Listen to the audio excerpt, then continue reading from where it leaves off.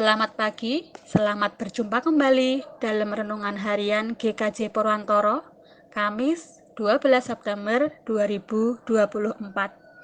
Kita akan bersama-sama belajar firman Tuhan. Kita baca dari 2 Korintus 12 ayat 9 dan 10. Tetapi jawab Tuhan kepadaku, cukuplah kasih karuniaku bagimu, sebab justru dalam kelemahanlah kuasaku menjadi sempurna. Sebab itu, terlebih suka aku bermegah atas kelemahanku, supaya kuasa Kristus turun menaungi aku. Karena itu, aku senang dan rela dalam kelemahan, di dalam siksaan, di dalam kesukaran, di dalam penganiayaan dan kesesakan oleh karena Kristus. Sebab jika aku lemah, maka aku kuat. Bapak, Ibu, Saudara yang dikasihi Tuhan, dalam perikop ini menjelaskan bahwa Rasul Paulus juga menyadari bahwa dia punya kelemahan, dan dia menyadari bahwa dalam kelemahannya lah kuasa Tuhan menjadi sempurna. Dan saya yakin setiap kita juga memiliki titik di mana kita tanpa Tuhan juga tidak bisa. Karena tanpa kelemahan, mungkin kita akan menjadi orang yang sombong atau lupa akan Tuhan. Setiap kita, setiap manusia punya titik lemah di mana kita tidak berdaya dan kita hanya bisa mengandalkan Tuhan. Mari kita bersyukur untuk hari ini. Jika di dalam 2 Raja-Raja 5 diceritakan kalau Naaman punya kelemahan pada sakit kustanya. Lalu apa yang menjadi kelemahan kita? Apa yang menjadi masalah kita saat ini? Kelemahan kita menjadi titik di mana Tuhan akan menyatakan kekuatannya. Tuhan itu bekerja bukan dengan cara kita, tapi dengan cara Tuhan yang melampaui cara pikir kita manusia. Kisah Naaman tentang bagaimana Naaman sembuh dari kustanya dengan cara ia membenamkan dirinya 7 kali di sungai Yordan yang keruh, membuat kita menyadari bahwa sebenarnya itu bukan karena sungainya. Karena bertahun-tahun orang berendam di sungai Yordan, tidak ada yang sembuh seperti Naaman. Dan baik orang Israel ataupun orang Aram tahu bahwa sungai Yordan itu tidak bisa menyembuhkan orang sakit kusta. Naaman mengalami itu karena Tuhan mau. Dia tahu bahwa kesembuhannya adalah kesembuhan yang datang secara ajaib karena kasih dan kuasa Tuhan bagi dia. Karena itulah ketika dia sembuh, dia langsung berkata, tidak ada Allah lain selain Allah yang ada di Israel. Bapak Ibu yang dikasihi Tuhan, Tuhan itu tidak pernah bekerja dengan cara-cara lama. Tuhan tidak pernah bekerja dengan cara-cara yang sama.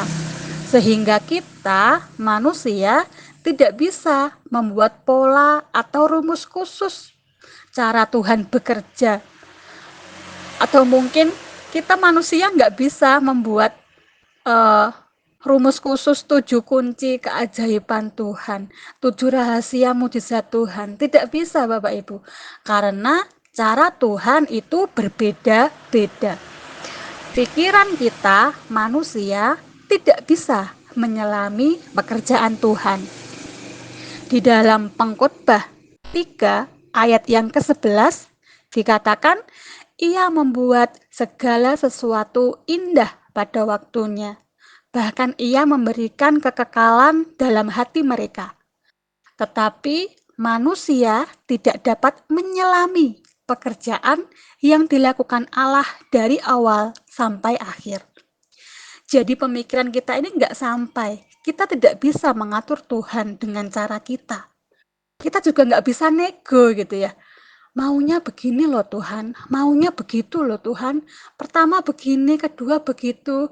Tidak bisa. Kita tidak bisa mengerti cara Tuhan. Tetapi kita harus percaya bahwa mujizat Tuhan itu bekerja di dalam hidup kita orang percaya.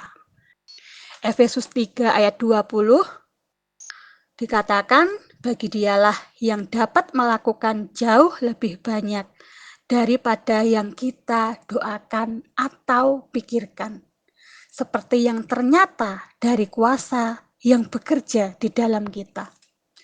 Kita punya kuasa Tuhan yang bekerja di dalam hidup kita. Dan seringkali ketika Tuhan bekerja di dalam hidup kita, kita merasakan, oh my God, luar biasa. Kok bisa rencana Tuhan sebaik ini, sehebat ini? Tuhan itu bekerja dengan cara yang tidak bisa diselami oleh pikiran manusia. 2 Raja-Raja 5 ayat 15 sampai 16. Kemudian kembalilah ia dengan seluruh pasukan kepada abdi Allah itu. Setelah sampai, tampillah ia ke depan Elisa dan berkata, sekarang aku tahu bahwa di seluruh bumi tidak ada Allah kecuali di Israel. Karena itu, terimalah kiranya suatu pemberian dari hambamu ini.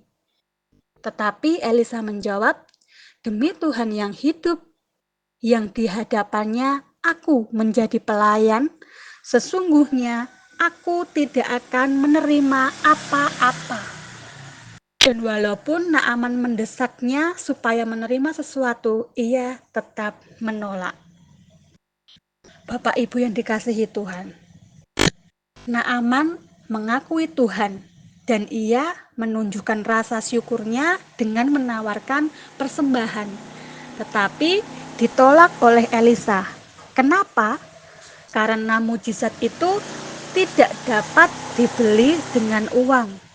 Namun, bukan setiap kali Elisa menolak pemberian atau persembahan yang diberikan padanya, tetapi Elisa ingin menunjukkan kepada Naaman dan kepada Raja Aram bahwa kesembuhannya itu tidak bisa dibeli dengan uang, tetapi karena karunia Tuhan.